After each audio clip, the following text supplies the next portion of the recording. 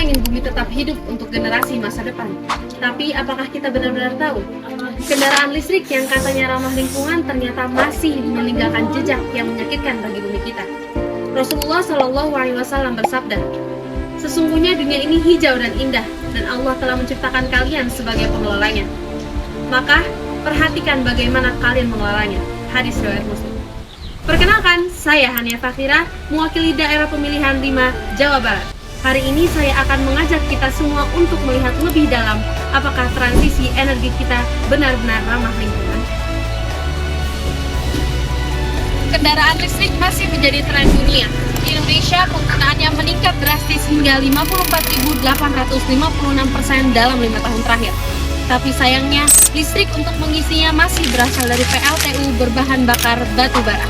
Dan baterainya terbuat dari nikel yang penambangannya merusak hutan, mencemari sungai, bahkan mengancam hak hidup masyarakat adat. Indonesia adalah produsen nikel terbesar di dunia. Tapi di balik kejayaan itu, ada warga yang kehilangan tanahnya, sungai yang tercemar, dan udara yang kian kotor. Batu bara yang dibakar di PLTU terus menambah polusi. Ironisnya, solusi hijau ini justru meninggalkan jejak hitam di bumi kita. Saya mengusulkan 2 langkah. Pertama, penggunaan atap panel surya di setiap SPKLU sebagai sumber energi.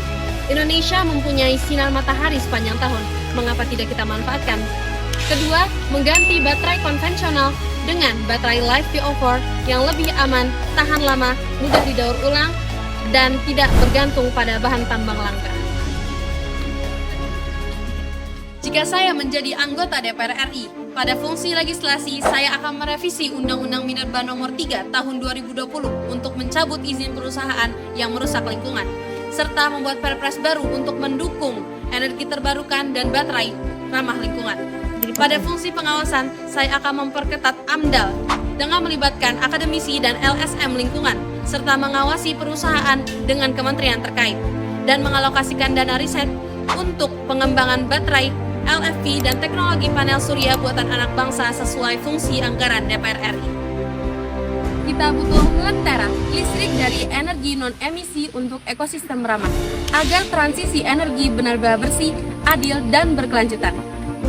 Mari kita jaga bumi, bukan hanya untuk hari ini, tapi untuk 1000 hari esok. Bersama kita bisa wujudkan Indonesia yang bersih energinya, cerah masa depannya. Saya Hania Fakhira, perwakilan Dapil 5 Jawa Barat. Inilah suara saya untuk bumi. Bagaimana dengan kamu?